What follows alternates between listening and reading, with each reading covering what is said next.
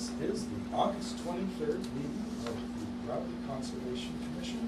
This meeting of the Raleigh Conservation Commission is hereby called to order under authority of MGL Chapter 131, Section 40, the Town of Raleigh's Wetlands Protection Bylaw, and the Stormwater Management and Erosion Control Bylaw. And I'll call the roll for attendance. David DeMonaco. Here. Ron is absent. Jim Keys, absent. Sam Stryker. Here. Arthur Page. Here. Kurt Turner. Here. Howard Vogel, absent. Mr. Chairman, we do have a quorum present. All right. With administrative, payroll, and vendor bills. Request reimbursement for posted line permit. Oh, Judy.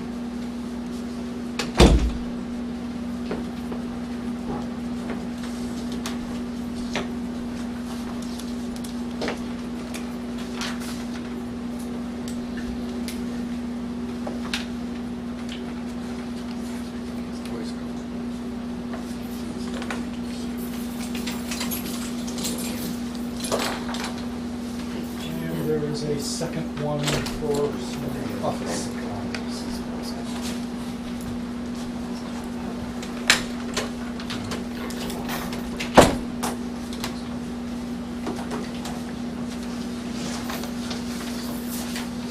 And the backup receipts, if you wouldn't mind initialing them.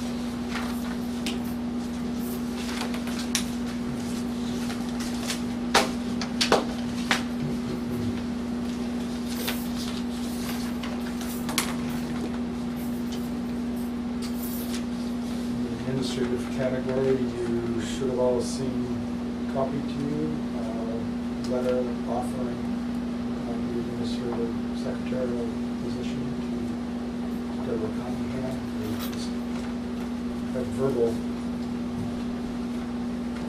confirmation of her interest in the position, and I'm just waiting for the official. Should be very impressive. And if so, start 2 days at the end of August, Monday the 29th, and Tuesday the 30th. And she already had a family holiday planned, so that she would actually start after the Labor Day holiday. Just as an update.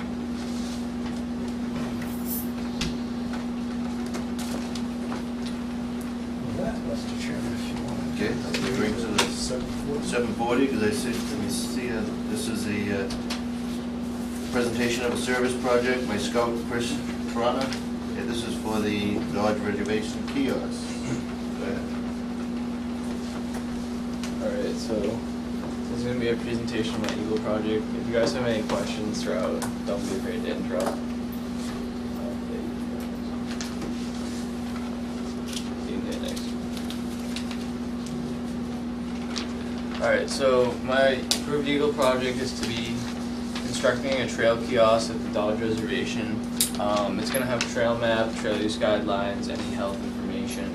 It's going to give you an overview of the trails for newcomers or first time users. Now I need to have an exact location on the Dodge Reservation where I'm going to build this. It's going to be, the blueprint is based on the Huntley Hills kiosk, which is 4 feet 7 inches wide and 9 feet 9 inches tall, so it's going to be those exact dimensions. Here's an overview of the Dodge reservations. We looked at 3 possible locations labeled here, plot A, B, and plot C. Just for reference point, this is like where the middle swing gate is right here, and then down here this is Weathersfield Street. So you see that. So after we looked over the trail, we started down Weathersfield Street and walked up the swing gate. This is the first location that we scouted. This is labeled plot A on the map. And so this is just where the trail intersects, as you can see, walking up to the swing gate. The trail intersects here. And this would be the exact location where the kiosk would be. There are 2 other plots which could potentially work, which are B and C. Plot B would be also up by the swing gate, but it would be off to the left, so approximately here. And then the other one was at the end where Smith Lane intersects Weathersfield Street, so Weathersfield Street would be right over here. And this is the trail coming from the parking lot across, so the kiosk would be approximately there. This I feel is the best spot. It's in between where the trails split. There would be more than enough room on each side of the trail for emergency vehicles to drive through. Just for reference, this is the exact width of the Hunsley Hills kiosk, and then this is a measurement of across where vehicles would be able to drive through. As you can see, there would be more than enough room on each side. It's outside the Y camp area, and it would be perfectly fine to put a kiosk there. The only thing you can see is there's one tree right here, and it's the glossy buckthorn, which is an invasive species, so that could be removed. And yep, that's been my presentation. You guys have any questions? So, we are seeking the Commission's confirmation that this would be the preferred location, with the idea that we need to then request to visit the selectmen and basically give the same presentation and present the same opportunity for input from the Board of Selectmen. But we're sure that they would ask if the Commission had already reviewed this, and so therefore we started here. And just to kind of bolster why this is kind of the preferred location. The most important thing is that it's right at the confluence of the 2, where the 2 woods roads previously existing there split. And the other important consideration, which Chris had put in the thing, is that it's technically outside the normal area where the Y camp conducts their activities. And as I learned in working with them on the signage, they have a very particular way they want things labeled, signed, and everything else. They've got their own font, they've got their own color scheme, they've got their own way it has to look. And there's no reason for the town of Rowley to have to get into that. And so we just thought this would be a better spot that just by its geographic location that achieved a separation so there wouldn't be any confusion, even though the public reserve parking spaces are down along the frontage of the Weathersfield Street. That was my question. And the path does start up Yeah. there. So, signage yeah. anyway, so, yeah. Well, and of course, the fact that a kiosk gets erected here does not mean that at either of those other alternative spots that we fleshed out, that we couldn't at some point put a static signboard that just had a trail map on it as just a lower complex installation of just like a bulletin board with a trail map on it if we wanted to do that. And then probably that location that we identified right where Smith Lane starts off, and we put a big boulder there to block it off. That is where we've now channeled most all the horse traffic, and the foot traffic comes over from the parking lot there. And again, that would be separated from the Y camp operation, so we wouldn't have to make sure our lettering conformed to their. So that was the thought process. Anybody have any questions?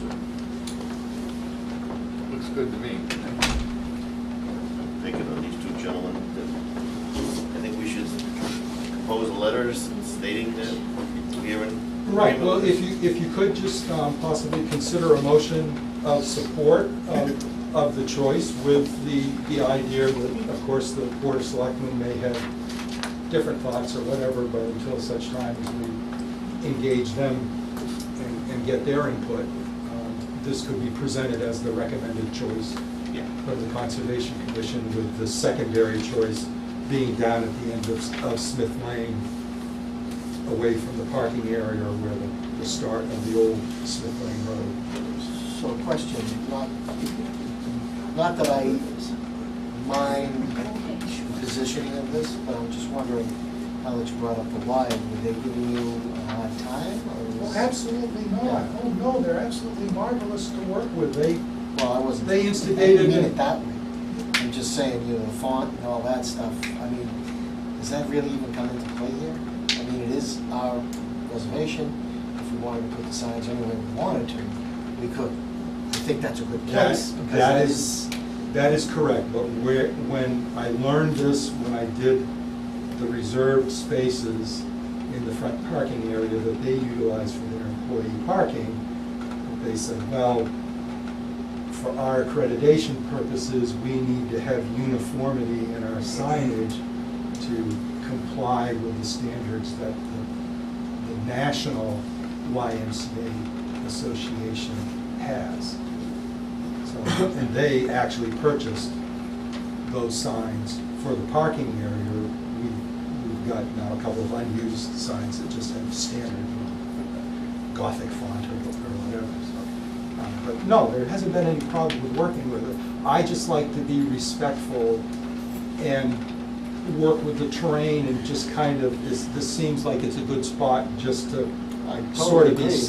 separate from them. But no, there isn't any, there haven't been any issues at all. They've been actually very marvelous and very inviting to work with, and very supportive of what we're doing now. Just one. Do I hear a motion to accept this and give a letter to the selectmen? So, second? Second. All in favor? Aye. Okay. Excellent. Thank you. Thanks, Chris.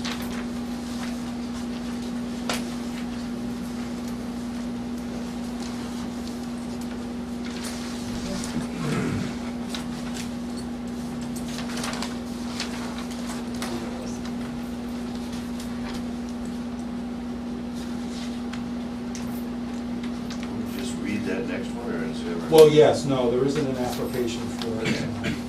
So yes, it can just be done. This will bring us to our 755 item. It's a request for permission to maintain stormwater management facility at 545 Newburyport Turnpike, map 22, parcel 34, lots 1-28, Fox Meadow Condo Association for vegetation management. I think I'll be presenting. Okay. I'm Kurt Annan, I'm on the Board of Trustees. Also with me is Karen Herrick, who's the Secretary of the Board of Trustees. As a bit of background, we, in an effort to improve the appearance of Fox Meadows, which there's been a lot of rumbling from the community to make it look better, we contracted with our landscaper to control the weeds on the drainage path. Actually, I think it was more than 2 years ago, we contracted to have them sort of redo it, putting down new stones, edging the side of it. This is a photo of... Displaying the image on the screen, Mr. Oh, okay. Yeah. Oh, great. So you get an idea of what the drainage path is. I think technically it's called an infiltration trench, but you know, as you can see, it's level with the ground, and so the trench is below. In the middle of summer, there's came up concern about the use of the herbicide that our landscaper is currently using, which is Roundup, to control the weeds. And so you can see, you know, a few weeds on there. They're spot applications, so they're not sort of drenching the whole drainage path every time, but spot application when they do see weeds or grass growing on the drainage path. At the time, we consulted with Brent to, first of all, determine if there's a problem with use of Roundup on the drainage path. Brent went back, checked the plans for the site, and these are actually my old plans from when I was on the Conservation Commission. And these might not be final, but they're quite close to it. This, for instance, shows the drainage path here, or the infiltration trench, stone infiltration trench. And so it circles the center island. This other one here shows the entire path. And so there is a connection, as Brent found, a connection from the stone infiltration trench to the detention pond here. There's also a detention pond on the other side of the road over here, which I think might be shown on another drawing. Here's the connection. That's the overflow discharge. Okay. Do you have the detail? Do you have the Yes. detail sheet? The detail sheet is Detail sheet is actually going to show why Mr. Annan is before the commission tonight. And that is that we discovered that there is a subsurface pipe or conduit that then forms the connection that will conduct flow when the infiltration trenches become saturated or full of water, which they can do. They were designed then to have this subsurface pipe conduct the flow once the trench is saturated, because notice it's positioned towards the top of the trench. That then conducts the flow down to the stormwater basin, which is appropriately sized to receive that flow. So anyhow, so there is a conduit to the detention ponds, an overflow to the second detention pond, and I'm not actually sure if that second detention pond goes to the wetlands or Well, it goes to not. the other side of the road, and actually, Okay. yes, it does just Okay. discharge just outside the 25-foot no-cut, no Okay. disturbance area. So, as you can see, the overflow pipe, in fact, that's what it's called, perforated overflow pipe, is situated near the top so that in extreme rain events or for prolonged periods of rain, if the trench fills up, it will conduct water and whatever is with the water over to the detention pond, first one and then overflowing to the other. And so this is what we've been basically applying Roundup to. So the concern here is that, first off, the basin is designed to be vegetated. It's designed to have grass, thickly vegetated sides and slopes that contributes to its infiltration, stability of the slope of the berm, etc. And so the concern here was that the stormwater management system, of which we now have shown this is a part and that there's a direct connection, we did not want any residuals of a herbicide getting into the vegetated basin, or then not also being discharged if the basin receives a major storm event and then overflows and discharges into the wetlands. We didn't want any residuals from the Roundup being transported into quote-unquote bordering vegetated wetlands. I see they have a membrane. I'm surprised they're getting any vegetation on that. Well, most all these things, just like your driveway, it seems, with the least amount of thing, can have something start growing in between any cracks and stuff. So it is desirable to keep the crushed stone infiltration trench from not being clogged up by weeds and other things which will colonize. I've seen weeds grow on lava after a certain amount of time. So plants are, always looking for places to take root and grow.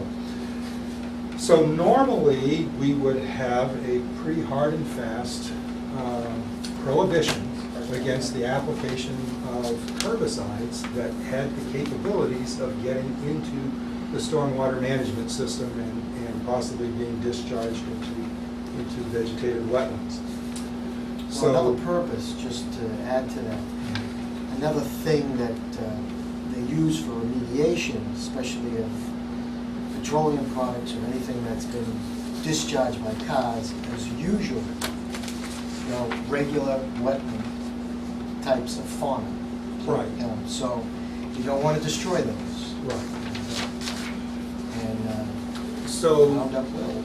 so they have found an EPA registered formulation of herbicide, which is described as the Avenger Weed Killer Concentrate, which is organic. And it happens to also be, and I don't, you're probably better at the pronunciation of what that constituent is of I think it's citrus. limonene. Yeah, limonene, I think. Yes, D-limonene. Here it is, 74 to 78%. So it's a natural compound that comes from citrus, like maybe oranges. It's like a degreaser. Yeah. Well, yes. It is. It has an extremely short life. It breaks down, according to their specifications, within 2 to 3 hours upon exposure to sunlight. And They what say it, once it what dries- it breaks down once to it dries, is it's natural, natural constituents, Hydrocarbons. not any artificially created chemical compound. Where can you buy this? Well, our landscaper, you can get it from the Avenger folks who, I forget the name of the organic company.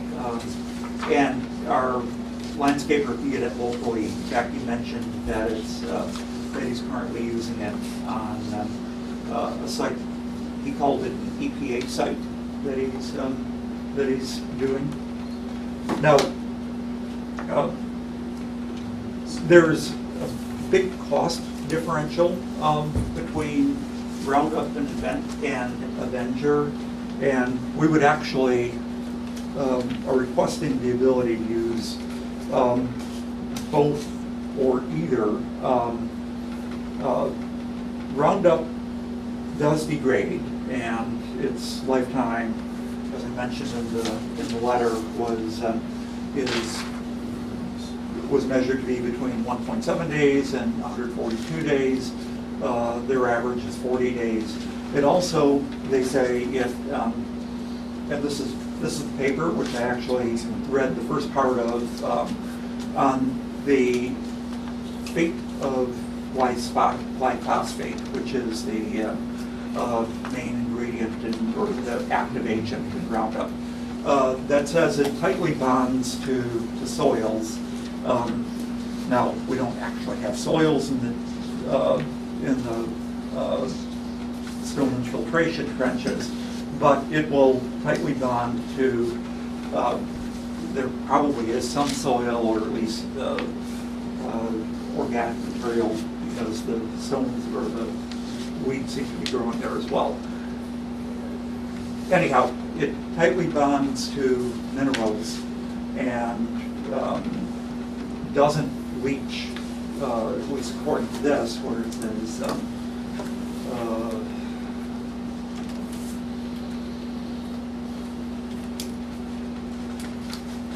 limited leaching has been observed in non-structured sandy soils, while subsurface leaching to drainage systems was observed in structured soil with preferential flow in macropores, but only when high rainfall followed glyphosate application.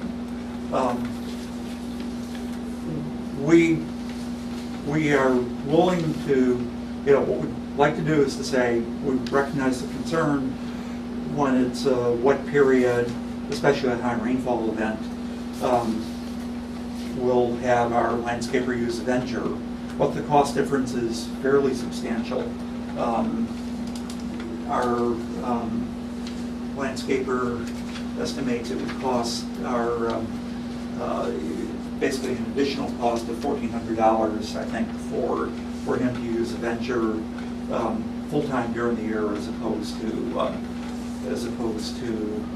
Roundup, which is why we like the flexibility of using glyphosate or Roundup, because the only danger is when the infiltration trench gets filled, and you know, one can't judge long-term decisions based on current conditions, but certainly current conditions, you know, we'd love to have those infiltration trenches filled, because at least then we'd have a fair bit of water and our grass would be a lot greener. But we deal on a weekly basis with our landscaper, and he's very responsive to us. And so I don't think there would be an issue with him in rainy periods using Avenger and during dry periods using Roundup, and that would save us a fair bit of money. So the motivation for also saying consider Roundup as opposed to Avenger is the fact that, according to this article, tightly bonds certainly to soils and to minerals, and it really is only sort of the very wet events or extreme rain events where I think there is a danger. And the buildup of glyphosate, given the 40-day average half-life, you know, glyphosate is used by most farmers. Here we're not producing food. So anyhow, Don't open that door. Do not open that door. I know it's a sticky issue. How many monarchs have you seen this year? 5. Yeah. Just this week. Yeah. So farming and the use of Roundup glyphosate is an absolute Milkweed. Yeah. But Pandora's box Yeah. on the environment. Yeah, instead of 21st century Agent Orange, basically, DDT. The other thing, which I was quite interested to read in here, is that it said many reviews of, or accordingly many investigations of glyphosate toxicity on birds, dogs, fish, mice, rabbits, and other animals. Now, they don't say amphibians, but have shown that glyphosate is largely not toxic. Toxic effects can only be provoked by very high doses. So there probably isn't too much of an effect on the critters, especially with the spot application that we do. And as I said, Avenger, based on everything that I've been able to find, and there's not as much information on Avenger just because it's not the widely used chemical like Roundup is.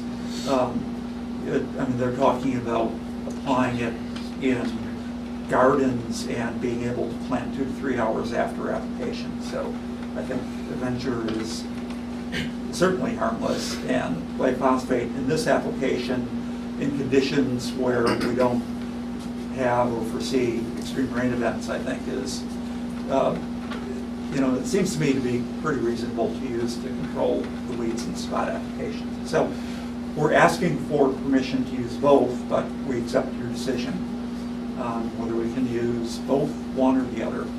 Good question. Have you asked your landscaper to consider using a propane torch to burn the weeds as they come along, since your landscaper is there weekly, and the picture that you showed just showed a little small patch of weeds. It doesn't seem to be out of control at this point. Yeah, I don't think we looked at that. I actually downloaded a report by, I think, the Colorado Department of Highways. It was too large, so I didn't bother printing it out, and I only skimmed it, but it looked at various methods of control.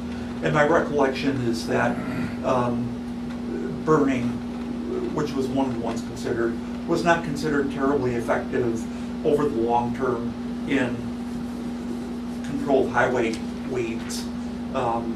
In this application, it might be, I don't know.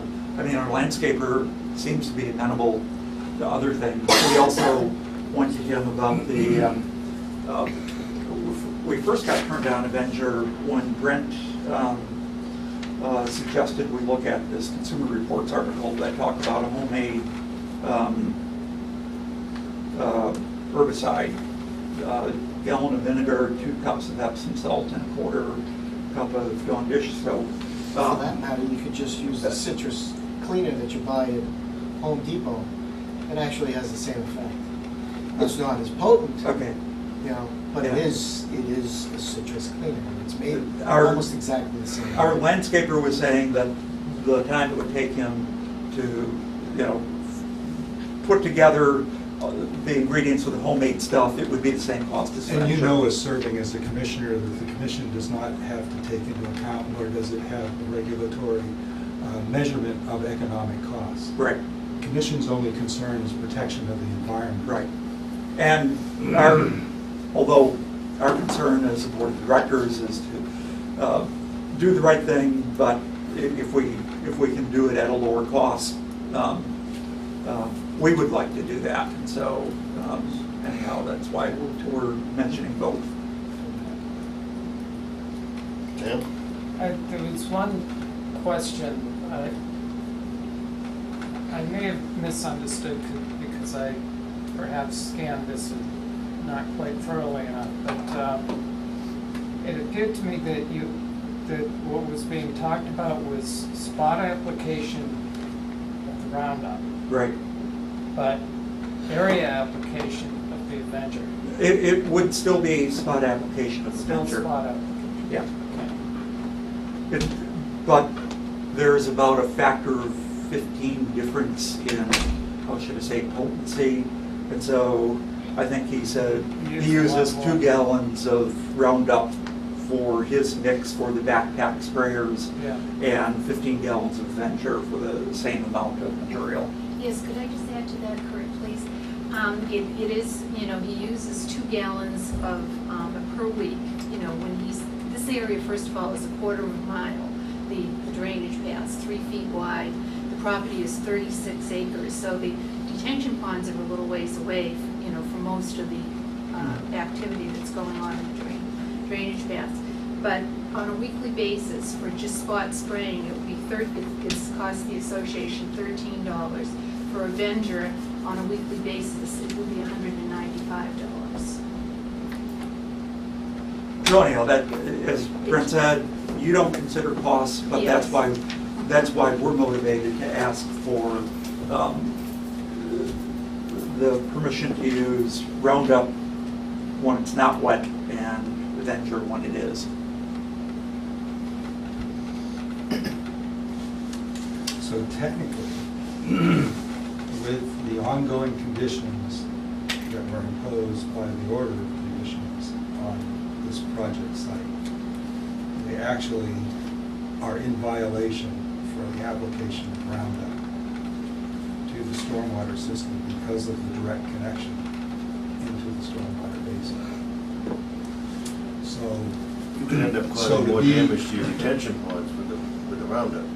Well, yeah. the question is, does it ever get there? Well, And yes, leads me to exactly the point. So if the association wished to propose an ongoing monitoring program where they would collect samples from the discharge points of that subsurface pipe on a quarterly basis and submit them to analysis at a certified EPA lab that would then demonstrate, say for a year-long period, that there wasn't any discharge.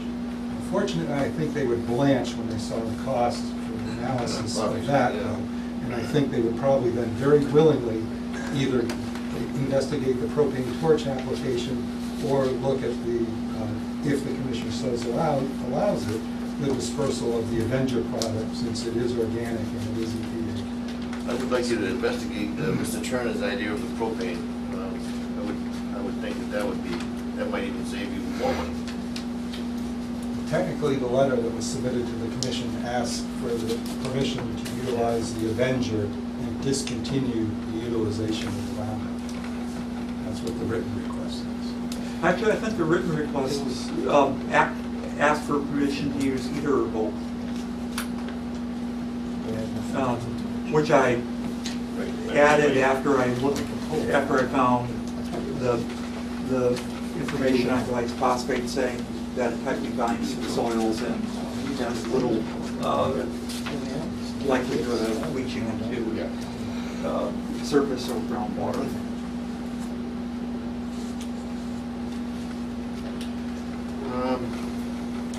On the worldwide scale, things are not so set in stone in regards to glyphosate. The World Health Organization has declared it human carcinogen. That's, again, not for consideration by the commission, but things are not without dispute in the scientific community in regards to that particular chemical substance. So you could continue this, if you wish, for them to come back with details in regards to the utilization of the propane torch for removal of the weeds. Or you could decide that you've got enough information with which to make a decision. So you people are all set to not use the Roundup and go to the Avenger If that's what the commission decides, yes. I think the consensus here is they'd rather you not be using the Roundup.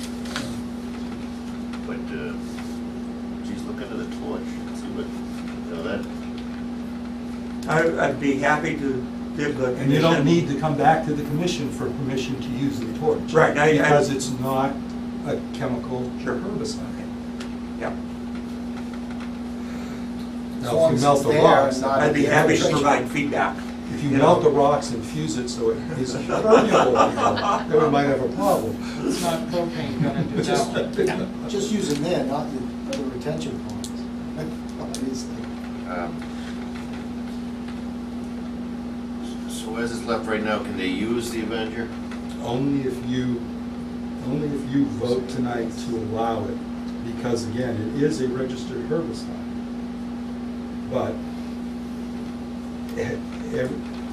all the spec sheets and the EPA certification would, I believe, give the commission a high level of confidence that it would not have a detrimental impact on the grass vegetated stormwater basin. It is organic. This Consumer Reports and elsewhere it mentioned it meets the strict standards of the Organic Materials Review Committee or Institute. So, Correct, Sam. How long has the Roundup been used? I'm trying to think. Was it this year that we added and so I forget whether we just added it to this year's contract, and so it might have been So just this year. there's no, obviously, given our Right. vast amount of rain, there's no test of it going in. Right. But we received a complaint. The whole reason that precipitated this Correct. was a complaint in regards to its utilization. I was requested to look up restrictions on the property.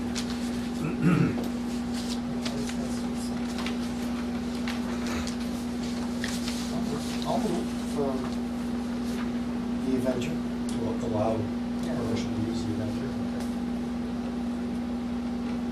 Do you have a second? Second.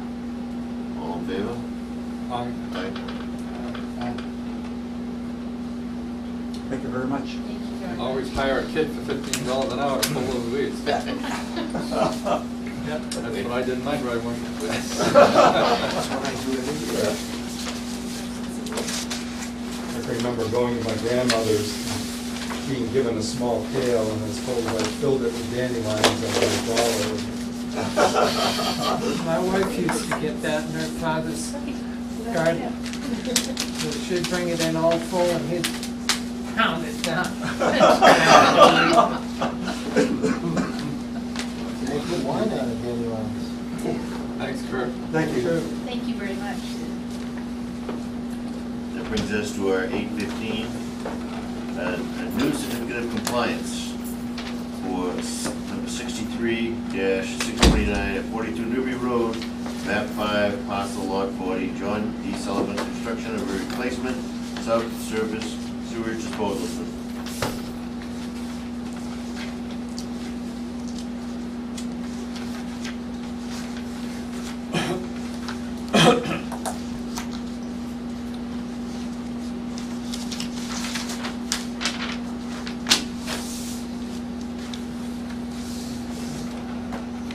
Brent, you have been out and inspected? Yes, and the commission, I believe, just had a memo in regards to this. So basically the request this evening is kind of fulfill a couple of things. First off, I can recommend that in regards to the order of conditions for the subsurface sewage disposal system installation, Mr. Sullivan has complied with all the conditions expressed in that order, that we performed a confirmatory field visit. We have a statement from the sanitary engineer design system that was installed in compliance with both the order of conditions and with Title V, State Sanitary Code. And let's see, roof runoff from the structure is being infiltrated. The drain that was outside one of the bays of the building was removed, so there isn't any direct infiltration unchecked occurring out in the front area for accessing the overhead doors of the building. Mr. Sullivan has also purchased a spill containment kit, which is there and readily visible on the property, as was one of the conditions of the order. He also is aware that rock salt sodium chloride is prohibited from the property because it's a zone 2 for use as a de-icing chemical, and that there are recommended non-sodium de-icing chemicals as expressed in the order of conditions. So the commission may wish to consider the issuance of a complete certificate of compliance for the above subject order and include the ongoing conditions as stated. Secondarily, as Mr. Sullivan moved to comply with the enforcement order, when we found that he hadn't activated the permit prior to him actually doing the installation construction work, he accidentally recorded a previously issued determination of applicability. So I'm recommending that the commission consider also signing the issuance of a certificate of completion, which is a document we've created when determinations of applicability have been recorded, so that we give the property owner something to record at the registry that will show that that obligation, that permit, has been appropriately closed out. And then further recommendation, because these actions were initiated in order to be in compliance with an enforcement order for non-compliance of the original order. Upon recording of these two certificates, I would recommend the commission direct myself as agent to author a return to compliance letter to appropriately close out the enforcement matter upon verification that if you do issue the certificates tonight, that they get appropriately recorded. Do I hear such a motion to accept those? So moved. With the Yep. second? Second. All in favor? Aye. Okay, so there will be two things to sign. Here's the first one.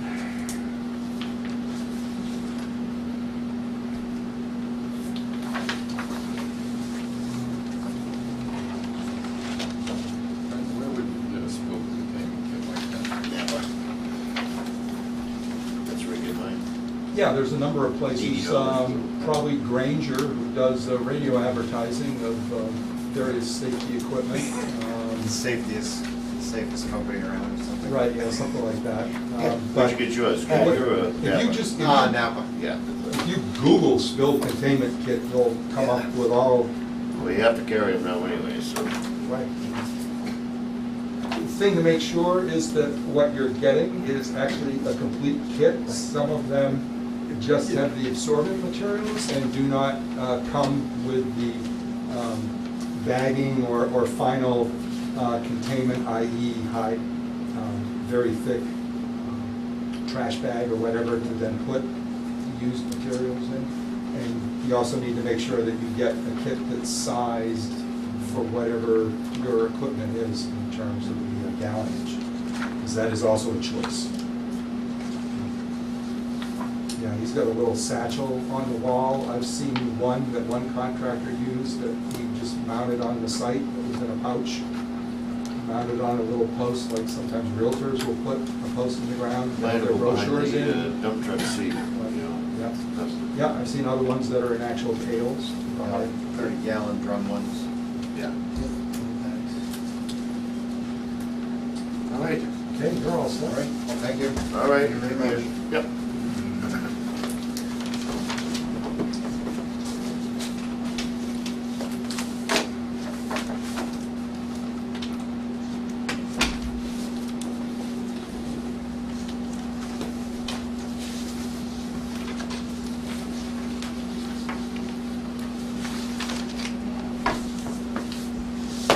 I'll just read that. Yeah. That'll bring us to the 8:25 PM.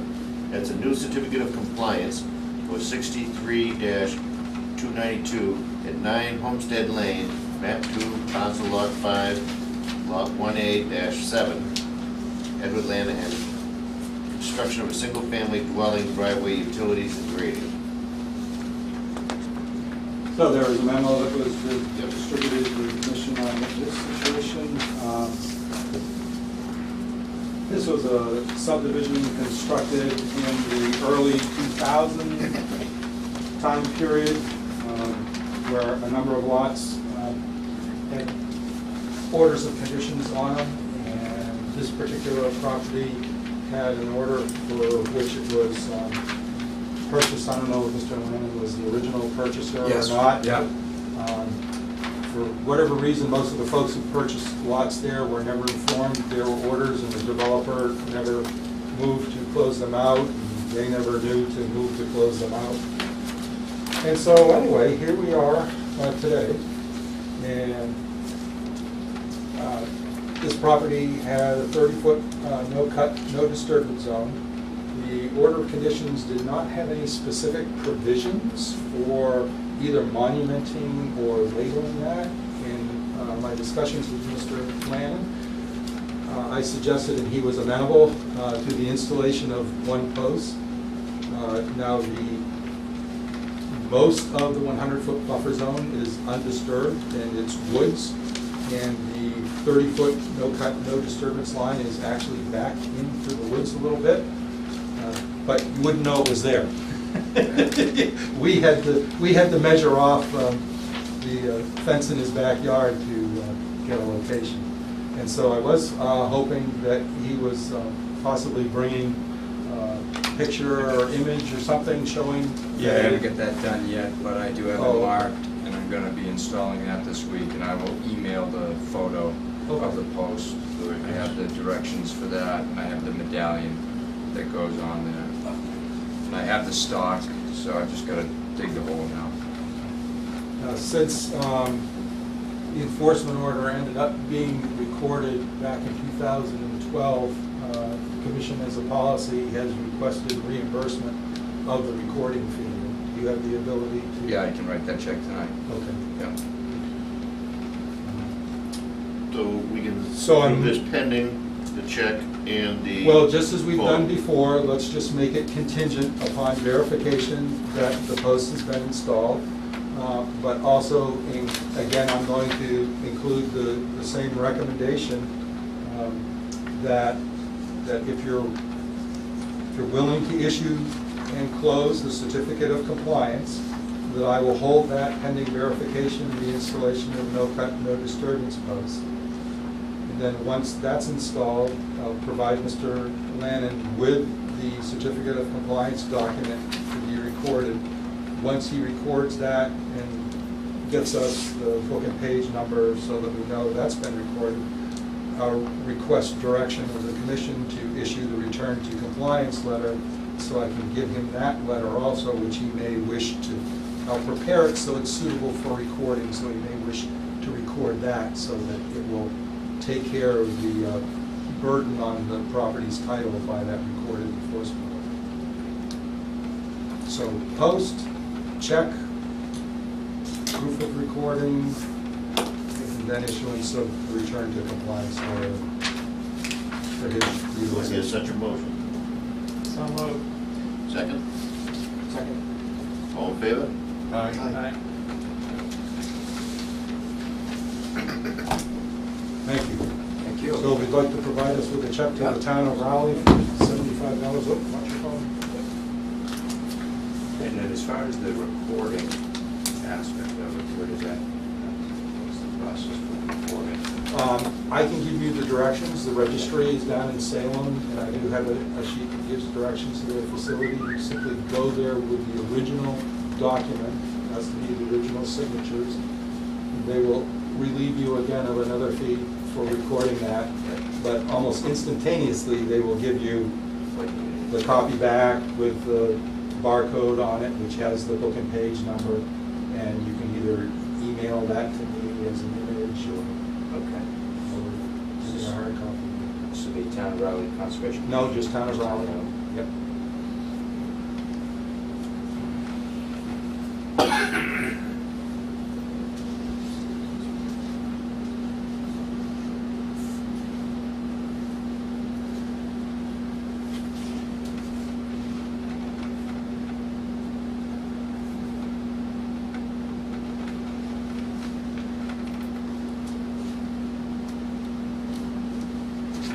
Yeah, right. Submit to, yeah. Let me just interrupt here. We had somebody else that was here for this. Did you want to say anything? No. No, okay. All right, I forgot all about you, sorry. It's okay. So, one word of caution. Yes. Oh, Yeah.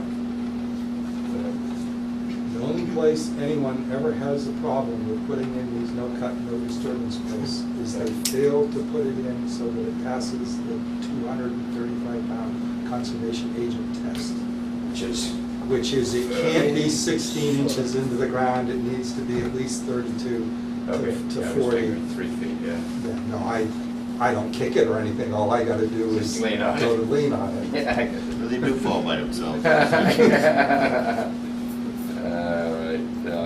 Which is why we prepared the instruction sheet that Yeah. actually tells you Yeah. about how much into the I ground. was figuring 36 would do it. 36 is usually always adequate. All right, good.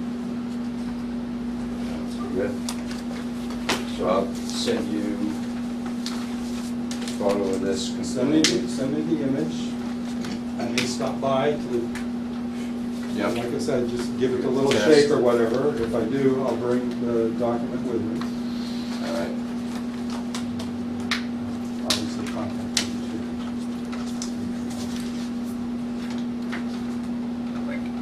Okay. All right, great. So the next step would be just to receive that document in the Take mail. it down and record it, yep. Come by and see Then you get get the it. recording information to me, then I'll issue the return to compliance letter.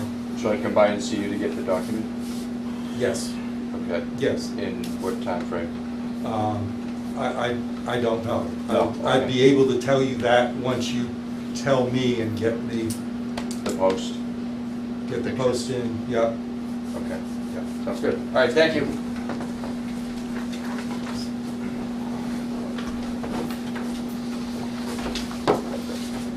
Now, Mr. Streeter.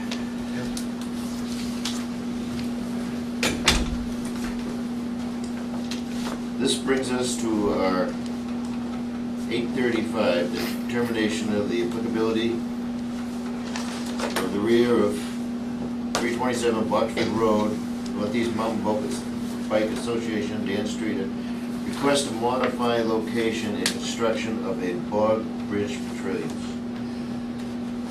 I'm unfamiliar with this trail. This is a, I don't know if we referred back to the original plan that was submitted with the RDA, which shows that it is in state forest, Georgetown Valley State Forest,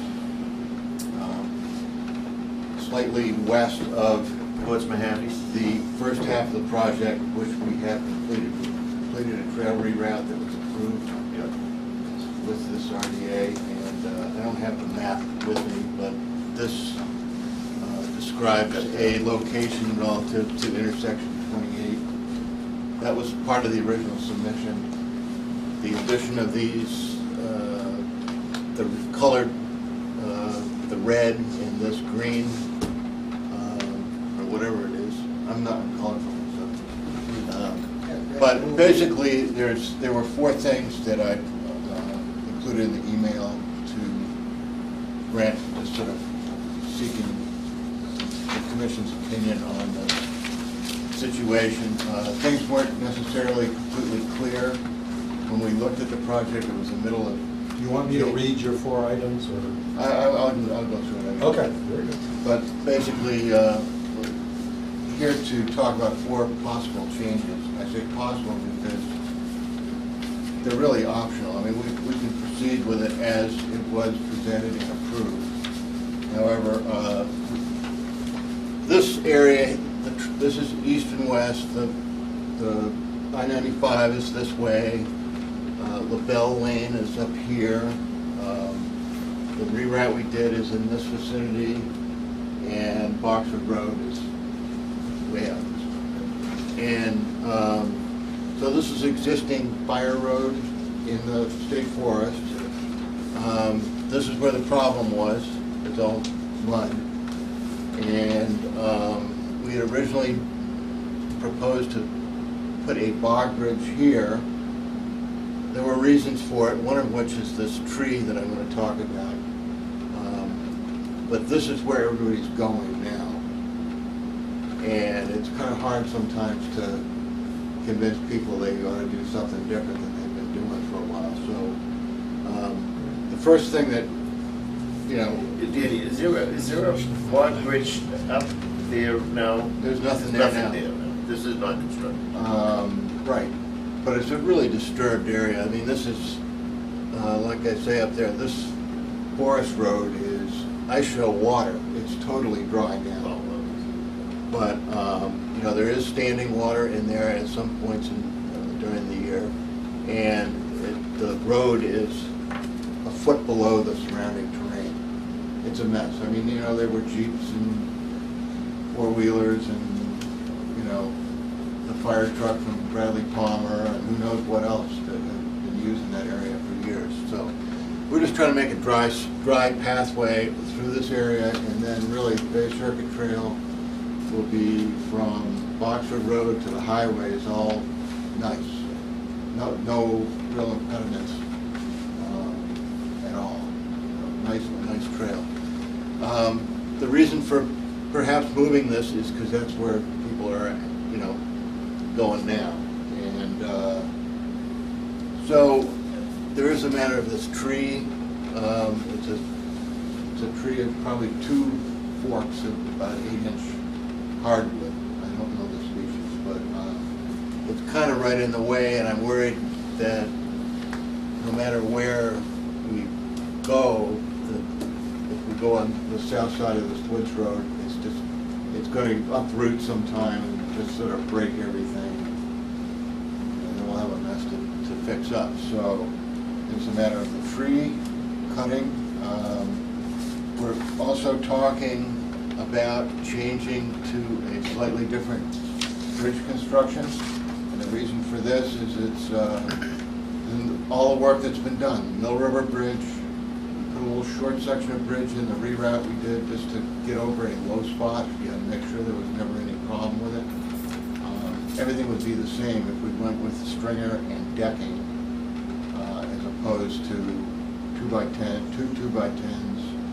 The underpinnings for that are basically the same. Every 8 feet you're going to have a block pile some sort cribbing. Both are just sort of sitting there, and as far as the difficulty of construction, a Corona saw will cut any of the stuff, and that's typically what we use. There might be a chainsaw around in case somebody gets tired or something like that, but Are you gonna try to Except there utilize that can't tree? be a chainsaw around. well, there won't be. We'll use a Corona saw.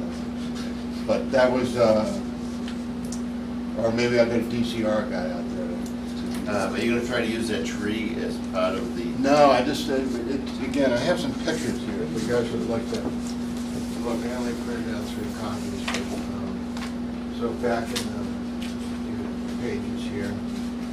Brett, was there any issue with coming in from LaBelle Lane? Was that an issue for you at all? Since I have no authorization to enter onto their property, No, I mean, I have it from. I can't. I have that from Mr. LaBelle, but there's no question about being able to transport materials to the site on the fire roads. That was in the original, I printed out something, that was in the original.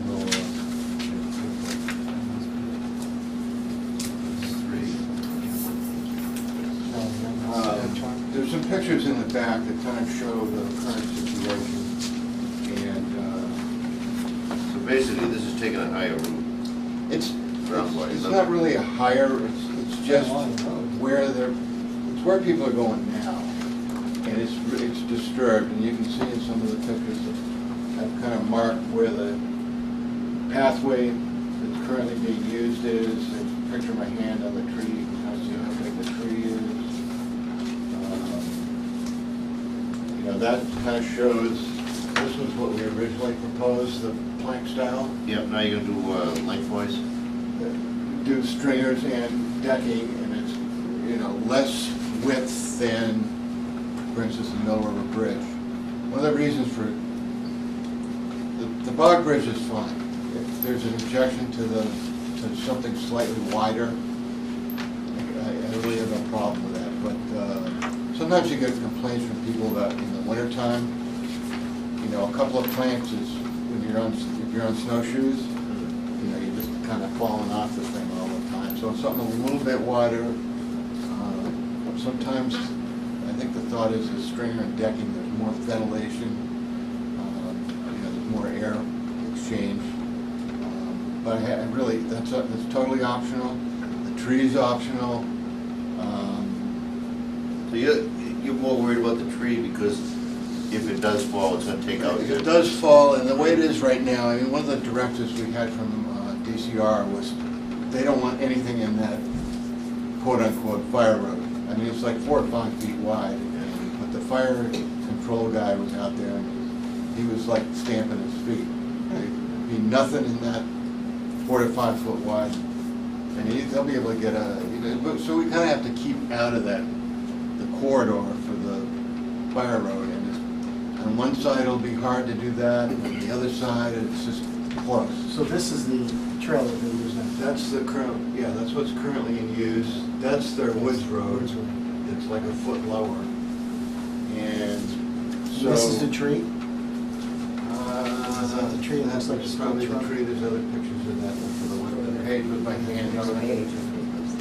It's just, it's not impossible to go around it. It's just would be a lot easier.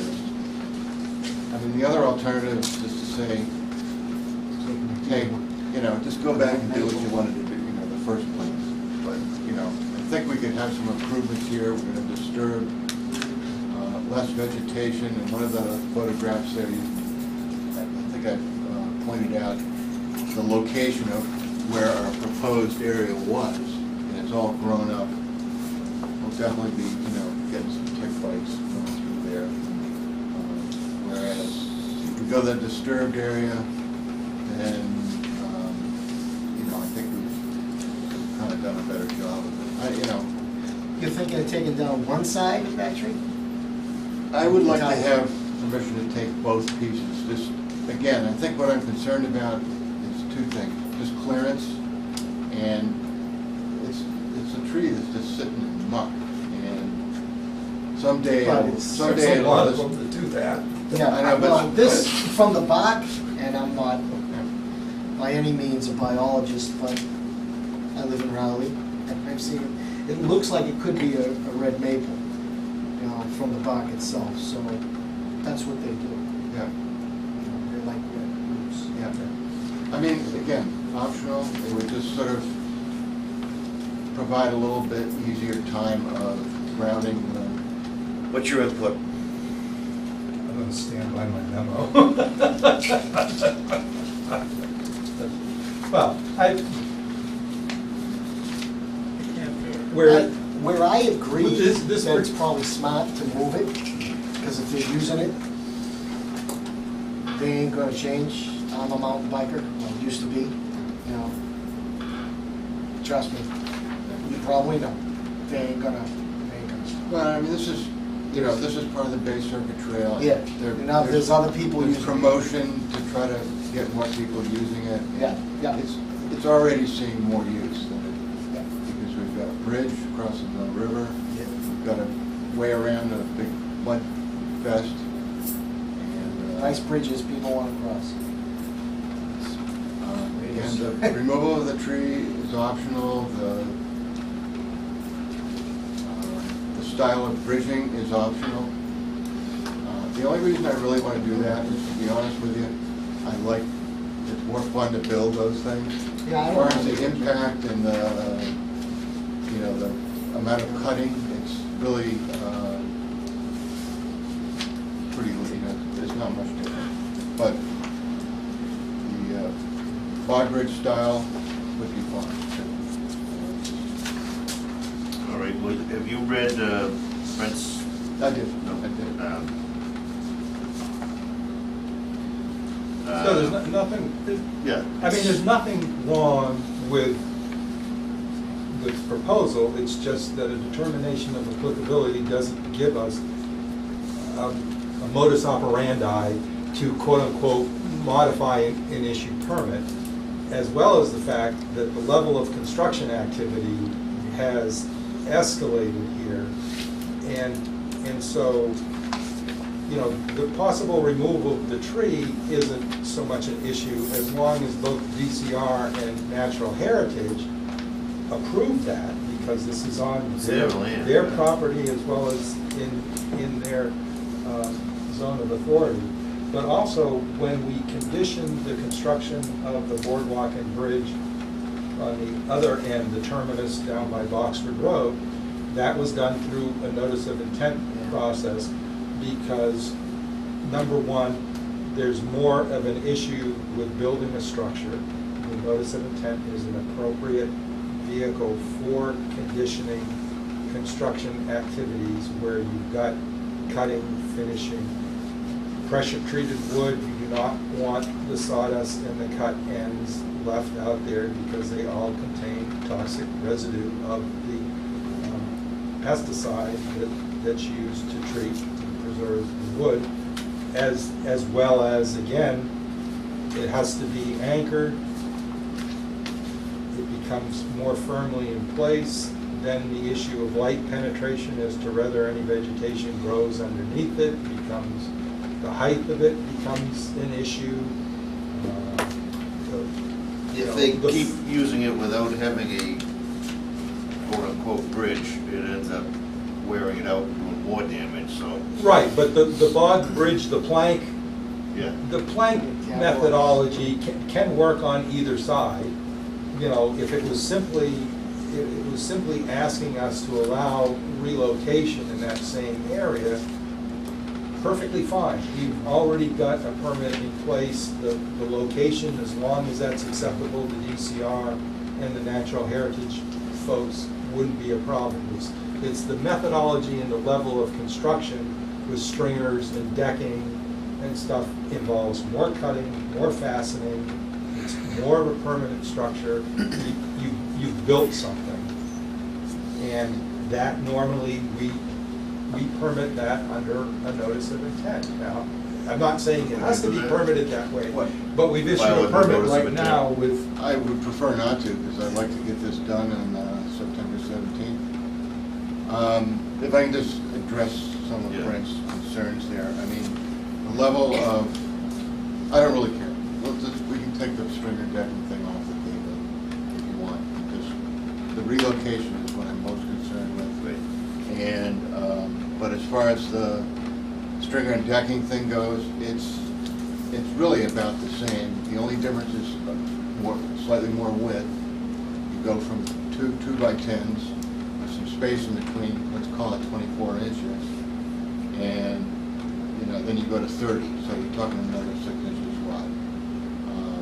As far as the construction goes, it's actually less cutting, because all the stuff gets pre-cut off-site. The stringers just overlap one another. There's no cutting of stringers. You know, the blocking's all pre-cut. There might be just some little trimming of a few ends. I think I'd already said we'd do over some sort of tarp system or whatever. Really doesn't.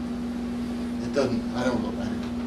I'm not dead set against sticking with what we had, but I do think it'd be a better project if we put it in the. Well, especially, you're gonna have to block it off if you put it where you were originally gonna put it, because people are gonna keep using it, and, I mean, you gotta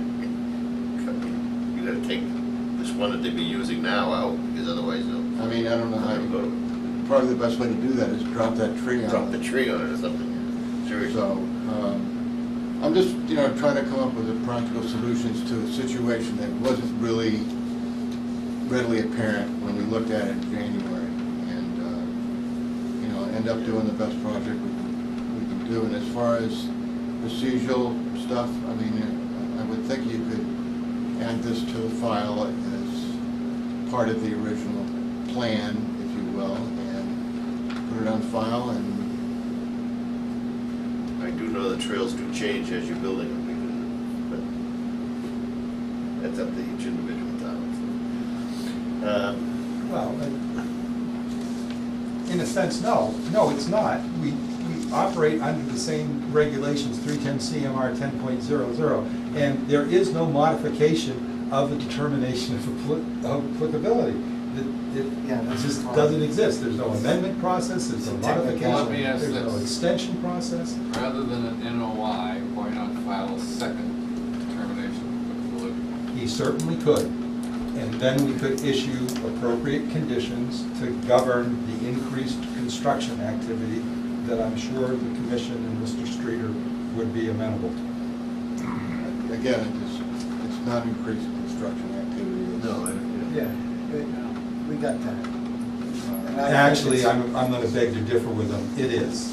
If I, I'm And just I gonna show you that and I will this- be glad to this is, have him uh, accompany me to our building inspector's office where we'll have a discussion Well, the about thing is, boardwalk construction. if he can do it all prefab, This, this, off-site. this is about 18 Well, right, feet yeah. long. It was all pieces from the Mill River Bridge. And that took 4 guys an hour and a half. And there was no cut at all. It was all pre-cut off-site. So it's not, What, the bridge that they just constructed? no, this is that, over that low spot in the rebar. And you can see what kind of flexibility you have in terms of going around stuff. And, yeah. I mean, No, you I can, understand. Catwalk is not, but you have to put bends, and joints and. again, you know, I just, we'll go with the block rate. Fine. I'll just remove that from the request list. That's what moves things along. How long would it take to file another determination? I mean, you're worried about time. I suppose. Yeah, I mean, it's not, we're not talking determination, we're talking, yeah, RDA, you're right. What if we just got down to a new location?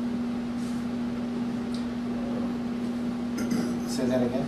If we just, all we were talking about was a new location. And if I can just ask a question, if this was, let's say, a notice of intent, It would a be similar good. situation occurred, But he just said that. You can't modify the article that you have now, the vehicle that you have. If he wants to just relocate with the same log bridge plank construction methodology that was originally Planned. planned, and So therefore, the only thing new we're talking about is the possible cutting of that tree. We would just need some type of confirmatory indication from Natural Heritage and from DCR that that was okay. I got an email from DCR. They sent me the same trail that I sent to you. I can give it But to just you. shifting over, it's the same resource area impacts, it's just on the other side of the woods road. Yeah. So the existing stipulations that were issued Would would be all fine. still be Fine. applicable. And again, because you're not widening it and structurally making it more dense or whatever, you don't have any of the issues of height and Yeah. stability and support and stuff. Construction type, that's what it should But, and as far as natural heritage goes, the natural heritage thing we got for the RDA was for the reroute only. DCR has already got natural heritage for their firewood corridors. Run that past me again? DCR has a blanket approval from natural heritage to maintain their firewood. Well, right, but you just got done telling us how you had to be outside of the fire road because the fire road guy wouldn't let you I can provide copy any you, type of obstacle, so therefore you're outside Would the it- approved natural would it heritage help- corridor. Would it help if, I can send you an email from the state explaining that situation? That I was. just want to know that it's okay with them that you cut down that twin-trunked red maple. The DCR guy said it was fine. I know the DCR guy did, but it's not his estimated rare species habitat, is it? Isn't that Again, natural heritage? Again, they have, DCR has in place. That's You're- what I was told by the. Yeah, I know, but you're Director missing of my Trails whole and point. Think of that woods road as a right-of-way. The tree is not obstructing the woods road, correct? It's getting to the point where. But it's not right now. The woods road guy hasn't said, I want to take that tree down, has he? We won't do the tree. Well, No. Why Let's are become- you let's get balking at this just over with. asking Natural Heritage whether it's okay if that tree be taken down? I just don't want to go to the trouble. You know, we'll go around the tree, the heck with it, and when the tree goes over and the rest of it, we'll. And DCR will do it for free. Huh? DCR will take DCR will do it. care of never it, be- but they'll never unfortunately, go out there and it's do the anything. No, natural. they sent me out. It's the Natural Heritage people who said the specific prohibition against motorized equipment. So you have to take down a tree normally with a I chainsaw. wish I'd reviewed the Natural Heritage letter, actually, I mean, I don't really know whether that's was even an anticipated concern of theirs, whether they even care about that tree. So I'm just saying proactively, just to but ask, it is a ask heavily, them since they've heavily already talked. disturbed area. You know, and if you think of impacts, I think we're reducing impacts by the move, even if we cut the tree down. There's gonna be How about, less. right now, just to speed it up, we just have it as a move of basically the same construction, leave the tree for now, and you're good to go. Yeah, okay, it's good to Is that correct? Am I correct in saying that? Yeah, I mean, DCR said it's okay, so, Yeah. I mean, if something happens and they send him out there to cut that tree down, you know, roll the dice. Yeah. I actually may make that request of DCR that they go out there and cut, you know. Yeah. If they think it's okay to go, cut it. And it's not anybody else's yeah, shoulder. I mean, that's a good way to get it all off of our And lap. nobody's got their neck hanging out. Right. Right. No, that will be fine. Okay. So you're all good. Yeah, you could. Basically, you're just shifting the location. That's right. Construction methodology is the same, and you deal with DCR in regards to the tree. Who are you dealing with at DCR? The fellow is Peter Longo. Peter Longo. I mean, he's not around here that much. We probably ought to move the approval of the location. Just for the record. Okay. Make the files. I'm sorry?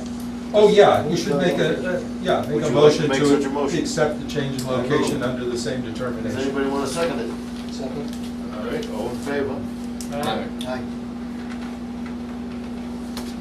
Thank you, good evening, folks. All right, good Thanks, luck. Dan.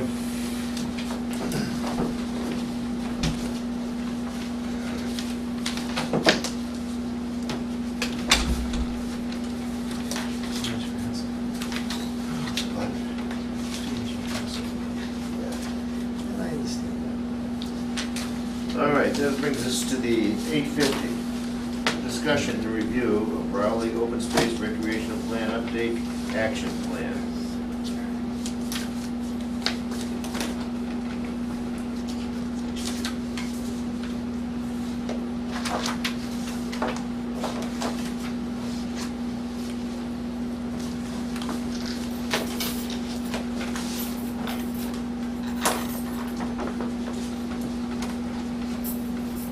Okay, as part of the update to the town's open space and recreation plan, been requested to have a discussion with the Conservation Commission in regards to the action items and goals that were originally, that at some time in the past were prescribed and put in the plan. I actually should use the word originally, because I'm not sure when they actually got put in. So instead of, because there's difficulties in this legal size paper and getting Excel spreadsheets for whatever reason, I always like to print upside down when you try to print back and front. I thought it might be easier for just to read through the things that are applicable to the commission and have us just cover them. So the example is that goal number 1 is preserve and protect the town's water resources. And 1.1 under that is partner with governmental and nonprofit entities engaged in water resource protection. And the first subheading under that was to partner with the Parker River Clean Water Association in monitoring rivers and streams. Now, originally it was listed down that the town bodies that would be involved in that were the Open Space Committee and the ConCom. I happen to know, though, that the Board of Health had been in partnership with Parker River Clean Water Association and also had been receiving, because they do volunteer water quality monitoring. And they submit they put the results in an annual format. They submit it, I believe, to the Board of Health and the Water Department, I think, at least the Board of Health anyway. And so the ConCom and the Open Space Committee really haven't partnered with them in the past, but the Board of Health did directly at one point, although I think it's not as active an engagement process right now. And the time period on that was that it would be done annually. I know that that nonprofit group does their water quality sampling on an annual basis. They actually, I think, do it either quarterly or something like that. So unless anybody has anything contrary or whatever, I would recommend instead of just the Open Space Committee and the ConCom, that we include the Board of Health as the town board that gets involved with that. The next one is partner with DEP, Parker River Clean Water Association, 8 towns in the marsh, coalition to develop programs to educate the public on water resources and how to protect them. It lists just the Open Space Committee and says that it was leverage publications and events sponsored by these organizations, or possibly seek corporate donors. And then the time period was in as needed. I think instead of as needed, it was as, more or less, as the opportunity arose.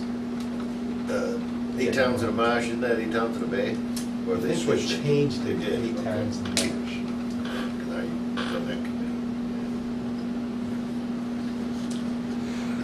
So again, I'm not aware that there would be an opportunity for the Conservation Commission to get directly involved in that, but certainly the Open Space Committee. Feel free to Yeah, no. comment or anything if you want to read things that's out there. The next point under the protection of water resources is strictly enforce existing water resource protection regulations. Subheading under that is strictly enforce state and local wetlands protection bylaws. That falls to the ConCom, no other town board. And then the statement is that that is, of course, ongoing because that is our regulatory and primary responsibility as a conservation commission. So I don't see that any changes are needed there. The next subheading was review zoning to identify opportunities to strengthen groundwater and surface water protection. The two boards listed for that are the ConCom and the planning board. And then it doesn't put down a time period for this to happen, but it just says conservation staff time. What the hell, water board, water department shouldn't be involved in that somehow? I would think at least in a zone one or something. Well, okay, remember it says review zoning. So zoning is under pretty much the only purview of the planning board. The ConCom's role in this is that if the planning board is proposing regulations or something, they'll usually ask other departments for commentary, or when we have a proposed development that will have a potential impact on water resources, we would comment to them. And I perform that as a normal function, commenting to them. So I don't think there's any changes needed there. The next subheading, this specifically, rewrite or write new zoning bylaws to protect groundwater and surface water, and that is flagged as being the planning board only, and that would be correct and appropriate. The next subheading is reinstitute efforts to certify vernal pools and track locations with the ConCom. It actually lists the Open Space Committee as the only board to be involved in that. And then it says volunteer time. I actually am going to say that we have gotten involved in this, so I think we should list the Conservation Commission. Because you may remember that when opportunities for development activities have occurred on properties where we've discovered there have been potential vernal pools, that we have issued orders that have required the property owner or the applicant to hire a professional to actually collect the field data and then apply for certification by the state. So we do take an active role in that. Well, if it was just the open space, they'd probably come to us, but you anyway. Well, So- see, the Open Space Committee used to have at least 2, if not 3 individuals on it who did vernal pool certification on a volunteer basis on their own time, because they were very interested in it. And so that's why this originally got flagged as just being the Open Space Committee. As well as I think that was before our bylaw. It's our wetlands bylaw actually allows us, because it recognized potential vernal pools. And my advice to the commission has always been not to leave it as a potential one. Make them certify it while they're doing stuff on the property, and then make sure that it's protected. So I'm going to add the ConCom to that. And that's sort of, it says annual basis, but we do that all the time as a matter of course. Should next- go ongoing. Oh, yeah, it's certainly say that. Thank you. Encourage safe residential practices to maintain water quality. Subheading under that is continue semi-annual hazardous waste collection. Now, it says Board of Selectmen on that, but it's actually the Board of Health that does the hazardous waste collection. I'll have to check with them. I think they do that of their own and by their own resources. I don't think the Board of Selectmen contributes to that, but I'll check. And they do that. I think they only do one event for the hazardous waste collection. I think the other times it's Yeah, it's metals and stuff, right? Yeah. Well, it winds up being hazardous. If you've got, But I meant the actual, I think it's Radioactive. only one annual event that they will actually collect the paint and volatile. Right, but You you've got got Roundup, they'll hazardous collect that. material in your computers and other things that go in the electronics one. Right, which they do So I at think, both events. I think you could say Semi-annual thing still okay, okay. The next one is maintain and improve marketing of septic system replacement loan program. That's flagged as being Board of Health only, and that is correct. Board of Health does that, not us. Protect and monitor well fields, maintain perimeter boundary around wells with public access, that's the water department. And that's already listed as water department.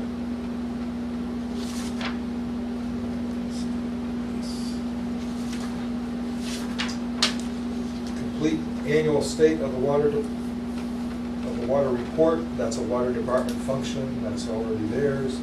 Conduct periodic testing of wells to ensure water is safe, that's the water department. Review and update as necessary water conservation and pollution control steps on water department website, that's obviously the water department, no one else. The next goal, preserve and protect the town's natural resources and rural character. The first subheading under that is maintain active open space committee, and below that is review the open space committee activity and implementation of 7-year action plan. ConCom has responsibility for that, no one else. Should the open space committee have be also shown? Well, because it says review the open space committee activities, so we're supposed to review what they're doing. Why should we review them themselves? Which is, well, yeah, they should. That's one of the reasons why we got involved in trying to update this open space recreation plan. Should have been reviewing them more closely. Recruit new open space committee members as necessary to maintain 5 active members at all times. It says ConCom and open space committee. How many do we have? Board of Selectmen has actually been involved in that. We had 5. We say a minimum of 5? It just says to retain 5 active members at all times. I guess that's the minimum. Well, I think if we could identify more and add to it, it wouldn't be unduly burdensome. Agreed. We'd, make way for The rotation. selectmen at this point in time, though, I'm not sure what the point was. They took open space committee off their announcement of boards that they were looking Because it for meant people to the 5. volunteer for. Yeah, But he's got a point. I'm just not, I'm not clear that whatever rules there are with regard to the open space committee mandates 5 members. If it doesn't. No, it doesn't If it doesn't mandate that as a mandate hard it, and I fast think we should say a number. minimum of 5. I'm sure the selectmen would be amenable if we found qualified people to add. We presented them. I would hope they would. Well, actually, we should list the Board of Selectmen as a board that's involved in this, since Yes. they're the Yeah. appointing authority.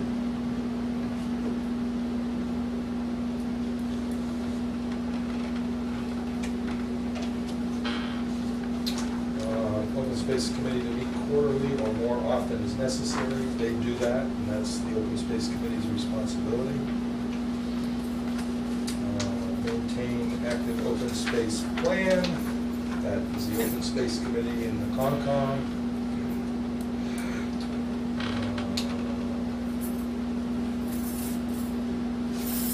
This was a continuation of that. So implement 7-year action plan, and that would involve all the boards. And it lists all the boards: Open Space Committee, ConCom, Planning Board, Board of Selectmen, Water Department, and Board of Health as an ongoing item, so that's correct. No changes here. Contact individual boards and commissions to determine progress on plan implementation. It's the Open Space Committee's responsibility, and they've actually been doing that with the help of the consultants in this Open Space Plan update. And prepare the Open Space Recreation Plan. That's the next subheading, and that's the Open Space Committee. So the next subgroup, Why shouldn't the recreation committee also be shown? well, Just a question. they're, I mean, there's a town recreation. right, but they actually function, it's actually the Board of Selectmen who are the park commissioners, or serve the function as the park commissioners. At one time it was an active organization, but they were kind Yeah. of dissolved. I mean, they're contacted and they've been involved. There was outreach to them recently in regards to this same group here, but they're not a primary board for that particular function. The next subgroup is actively protect, acquire key parcels, and this is still under the preserve and protect town's natural resources. Talks about review list of properties owned by the Board of Selectmen and others, identify those that should be protected permanently, obtain list from the ConCom and list on town website.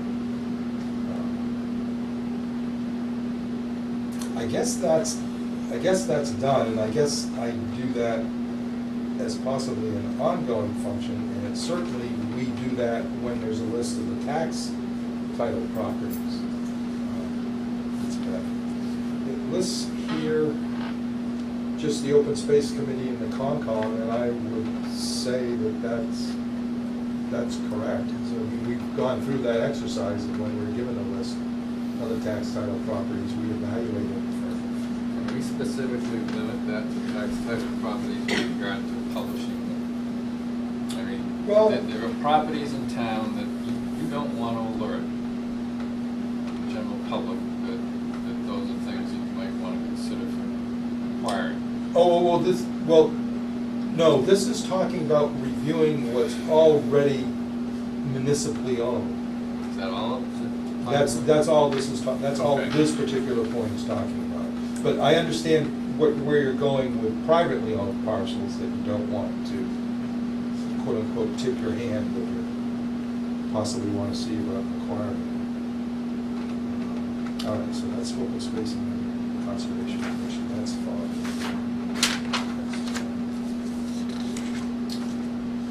Okay. Identify one key parcels to acquire or protect with a CR or APR each year and work with partners such as Essex County, Greenbelt, and Mass Audubon to pursue. It lists the Open Space Committee and the Conservation Commission. Also then qualifies this as appropriate, and I think that's probably the key word there. While it might be nice to say that each year you're going to look for property to acquire, that's... Can we modify that to a moving 3-year period or something? I mean, that goal is too strict and unreasonable. Well, and it actually sounds like you're being categorized that you have to go out and solicit something for acquisition, and I'm not sure that's kind of the right way to approach this, especially with tight municipal budgets and scarce resources or whatever.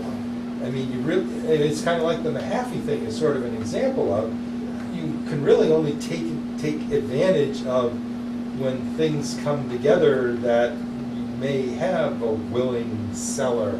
Exactly. And the opportunity for grant funding and stuff. You just can't just each one day say, okay, how much money do I have in the checking account? Let's go out and see what I can buy. Each year. Yeah, How does that read again? Identify one key parcel to acquire or protect with a CR or APR, which is an agricultural protection restriction, each year, and work with partners such as Essex County, Greenbelt, and Mass Audubon to pursue. Change that to identify key parcels on an ongoing basis. Yeah, that's what I would think.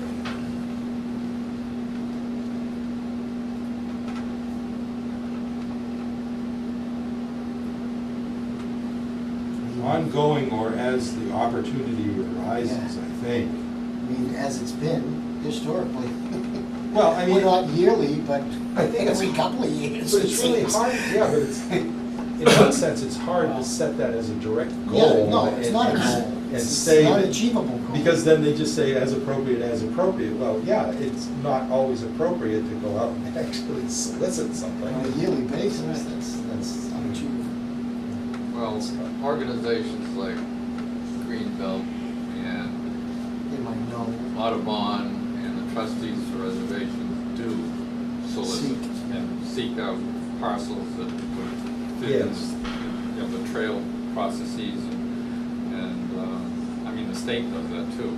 Right, but usually it's very narrowly categorized as being abutting parcels Generally. to existing land. I mean, Generally. yeah, as a general rule, because yes, I know that I know in Topsfield, they have conversations all the time with either lien holdings or the other parcels that directly abut their sanctuary that aren't overly developed to just make sure that hopefully they can get worked into the will of the state. I think I'd strike the language as maybe appropriate. If we make those other changes, that's not necessary. Yeah. Review the list of key properties to protect and add or delete properties based on development availability. Open Space Committee, that has more relevancy to that list that was developed that at one point in time did include the Girl Scout property as ones to keep an eye on. And that is the Open Space Committee, but would also, with the ConCom too. Coordinate with the Great Marsh Land Protection Team and Land Trust to identify and pursue lands with regional importance. This is the Open Space Committee and the ConCom, and that's categorized as ongoing, which would be correct.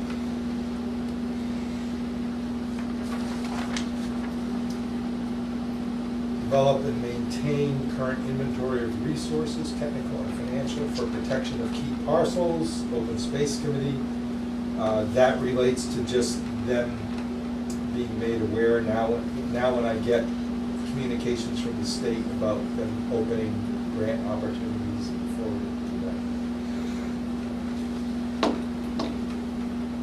That's the annual thing. That really only when the state offers these grants. Well, they ought to monitor the status of community preservation committee funds, because that's a source of where a lot of this money would come from. Yeah. And that could be an internal. Well, yeah, that would be correct. Both, yeah, CPA funding as well as possible, like the land grant opportunity that just arose.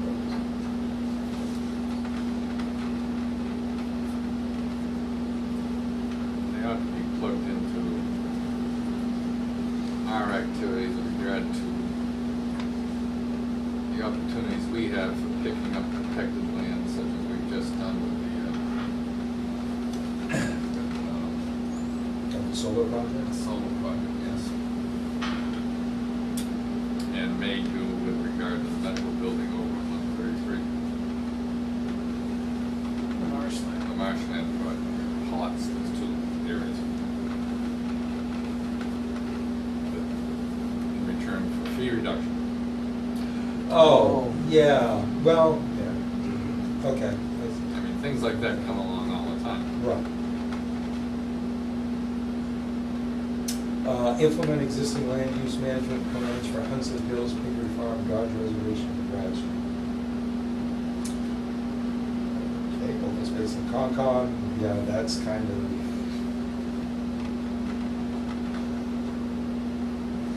ongoing, once we discovered they existed. You read the heading in, heading in, please. Implement existing land use management plans for Hunsley Hills, Pingree Farm, Dodge Reservation, and Brad Street. Okay, thanks. I only know that there's land use management plans for Huntley Hills and Pingree Farms. I don't think one got put together for the Dodge Reservation, and I know one didn't get put together for Brad Street Farm. Say as may be applicable. Yeah, I think, yeah, definitely.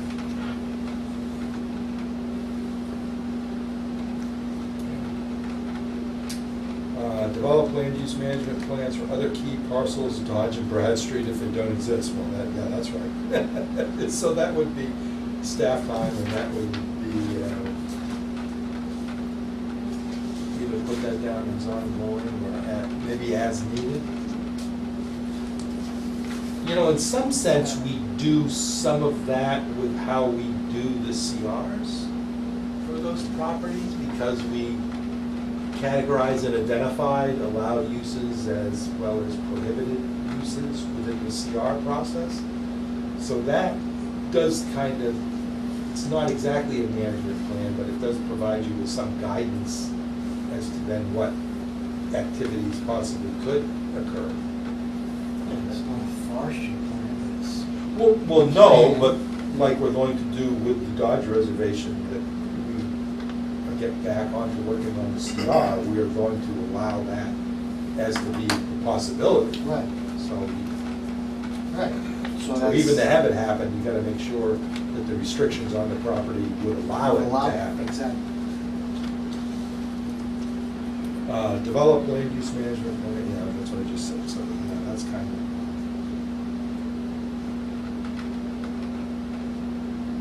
Those would be as needed, as the opportunity arises.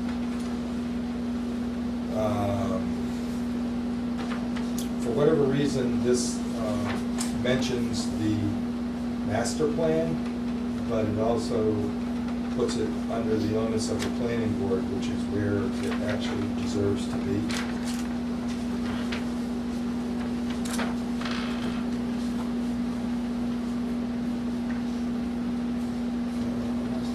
Yeah, it's talking about more master plan thing, funding or whatever, it's all, that's all being tagged as the planning board. Anybody but us. Right. Yeah. Okay, so this next subheading is educate the public about importance of natural resources. Conduct one activity to educate the public about natural resources in Raleigh, the Open Space Committee and the ConCom. Staff and volunteer time, and it says annually. We're kind of doing that with the trail work days, as well as the Open Space Committee wants to see about doing a fall one, as well as a spring one, so that is happening on an annual basis. How about cleanup? Pardon me? How about cleanup? Well, yeah, that's Oh, that's. kind of yeah. sort of the same thing. That can be Yeah. one of the manifestations of that, yes. Yeah. Coordinate with schools to educate students about protection of natural resources. ConCom, it's flagged as staff time, it says ongoing. That's a real tough one. I don't know how much overview. What's the heading again? Yeah. Coordinate with schools to educate students about protection of natural resources. That's a teacher's job. Really, yeah. Well, throwing in the Boy Scouts, the scouting folks. Yeah, I guess, you That's know, not bad. yeah, our outreach with the scouts is probably the closest we can get to that. And really, unless the school asks us to, you know, assist them with something, which I certainly would do. Have they ever? No, No. not in my tenure here. That's what I expected. But we got close. I had a call about the skating pond there at Kinder Farm Schools, and whether that got certified as a vernal pool or not. I didn't think so, but thought somebody might be able to do it if they paid attention to it. In that case, they ought to take the street drain out of it. Who? Street drain from the, Yeah, goes right into it. yeah, that's where Right, the old that's drainage a of man-made Main Street pond. goes. That was saying for skating years ago, we used to skate there and a chocolate building.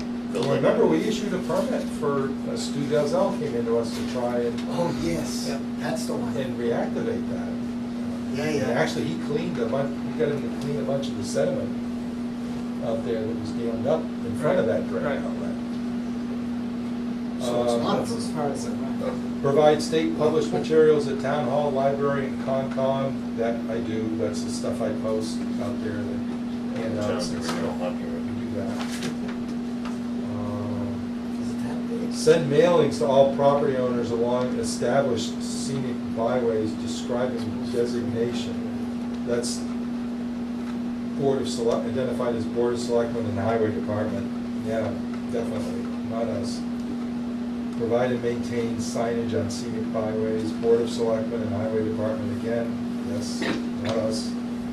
Participate in Essex Natural Heritage Area events such as sales and trails. Open Space Committee, HC, what's HC?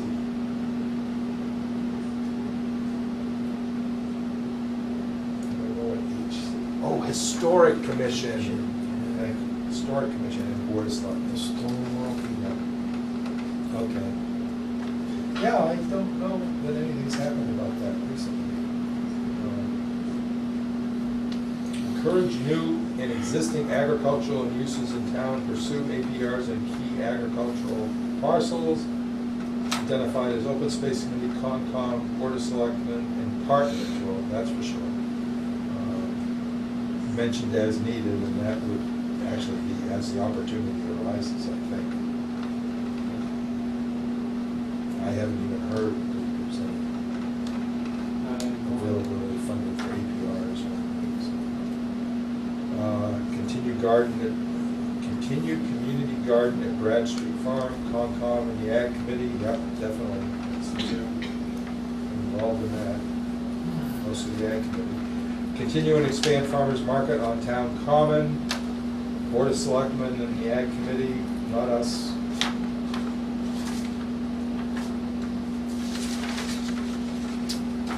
Maintain and improve, oh, goal 3, provide diverse recreational opportunity for residents of all ages and abilities, Rec Committee.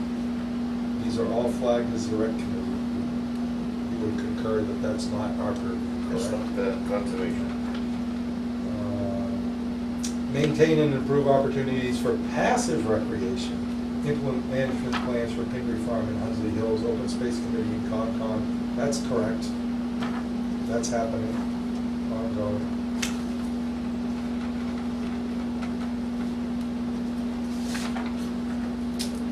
Develop management and improvement plan for Bradstreet Farm and Dodge Reservation.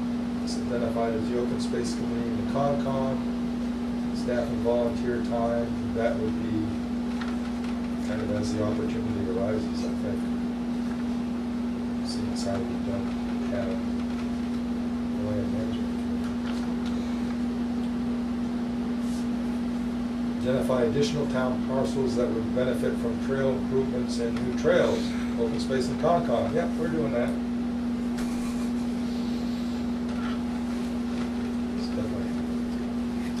Develop new trails on properties identified under 3.3. Yes, we're doing that. Volunteer time, including Boy Scouts and Girl Scouts.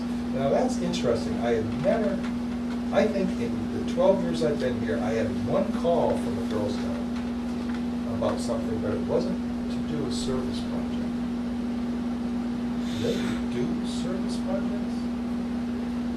I don't think our local organization does that. Okay, Oh, so cookies. So that could happen elsewhere, but it's just not happening here. I believe there are additional programs through the national that in other areas may. I mean, I certainly wouldn't be adverse, you know, Yeah. tell me about it. Done their duty by selling their parcels with the town. It's true. Develop annual trail maintenance program, Open Space Committee and ConCom. Annual? Oh. Annual maintenance program. Well, I guess you're looking at the guy who's doing the annual maintenance, right? Yeah. And some of the folks on the Open Space Committee, I think will get more involved in that, so that actually is sort of happening. Conduct annual trail maintenance, well, that's kind of just segues from that, so yes. Okay. Maintain and improve opportunities for people with disabilities and the elderly, implement recommendations of Appendix C. So one of the things the consultants just did, Sue Moses did, was go around with George Pasenka to look at the town recreational field to see what opportunities there were to make them more accessible.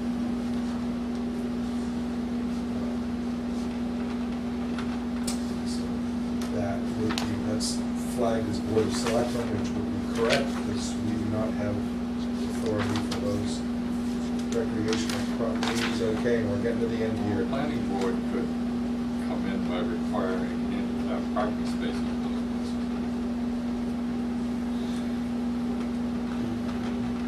I bet there's no place designated over at Iris Field for handicap parking, but I've never been. Actually, there is. Okay. Actually, there is. Sit correct. And it probably is the same reason why we have some handicap parking signs, is because if they use any type of state grant funding, that's like the bare minimum that you have to do. But I think one of the issues they identified is that the Parks and Rec Committee needs to, or whoever is responsible for the porta potties, they need to get the right type of porta potty that's more They handicap have that accessible, I there. think wider door or whatever. Notice there was a new one at the farmer's market this last Sunday. Yeah. It was a big wooden thing compared Oh, wow. to what they have had, which isn't on the location, it's next to the funeral house. So the next section deals with the open space and recreation plan, and all the activities are flagged as being either the open space committee and the ConCom, and it is the stuff we're doing. Write and distribute press release when the plan is completed and approved. We're going to do that. Post plan on the town website, already done that. When it's finalized, it'll be there. Place a copy of the completed plan at the library, town hall, and ConCom office. We're going to do that. It's ConCom, not just open space committee. Solicit volunteers to, oops, I think that's supposed to be help. It says help. Right. Help with the plan implementation, that'd be correct. Hold events on town parcels, lead 2 walks per year on key parcels. It says open space and ConCom volunteer time, and it says we should be doing that annually.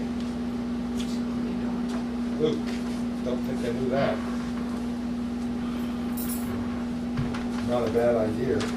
Well, maybe, Well, I got Mass Audubon I like was gonna to say, volunteer a walk on the Rough Meadow Sanctuary, but I they never do an annual thing, don't they, on that? quite yet. But they've done 2 or 3. Yes, yeah. They've done one. I got the Topsfield Sanctuary to do a bird walk out here on Dodge Reservation on the Smith Lane Trail. Tried to get, well, excuse me, I introduced the director of the Joppa Flat Sanctuary to the Dodge Reservation, but then he retired. I don't know if he did any bird walks before he retired. I don't know if he's doing any bird walks now. So I tried to get the word out that it is available. And Farmers Market again, that's the Ag Commission. Okay, here's the end. Develop list of potential events to be held on town common, Board of Selectmen, yep, it's not us. It's definitely them. Hold events at Brad Street Farm, such as a picnic or tour of the gardens, Ag Committee, Board of Selectmen, and Open Space Committee, yeah, I guess so. I hadn't heard that as an idea though, yet, from anyone, maybe they don't know about that. Develop trail maps for key parcels, Open Space Committee and ConCom, we are doing that. That's kind of as opportunity arises, because you need to have trails in order to have a trail map. And provide list of publicly accessible conservation land on town website. Open Space Committee is heading in that direction, yes. So, that's it, thank you very much. Unless you have any comments you wish to share? And it's Brings us to around item 9:30, which 15. is- We have anything for status reports, permits, and enforcement? Brief status report is the easement agreement is being finalized and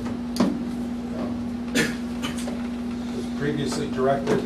Once I get the seal of approval from town council, I'm going to request to present it to the Board of Selectmen and then it'll be coming back to you folks. Easement for what? The easement for the 510 Newburyport parcel that's on to protect the riverfront River area. frontage, across the river from my land. And in discussions with Mr. Vitris, they're going to put, they're like fiberglass stakes for the boundary markers. I talked about approximately 100 feet apart, because I said I needed something in the woods so I know where the edge of the thing is. Well, just for you, Pardon me? just so you understand. Well, So anybody can, in the future. well, so all of us, but, yeah, but there isn't any delusion that we're gonna try to open that up for trails or anything, because it is just an easement to go there, and we really just want it for the wildlife habitat. I mean, if they would have given it to us, we would have taken it. That would cost everybody more money, so. Yeah, It's just a yeah, vote. this is a good. Well, this is fine. It's Yeah, gonna town serve its council at purpose. first wasn't real comfortable about the easement thing, but as she worked in it, and Attorney Beatrice put a lot of time into it, and proposed a document which she's comfortable with. So that's the status on that. All right, do I have a motion to adjourn? So moved. Second. Okay, all in favor? Second. And the next meeting will be September 13th. That's just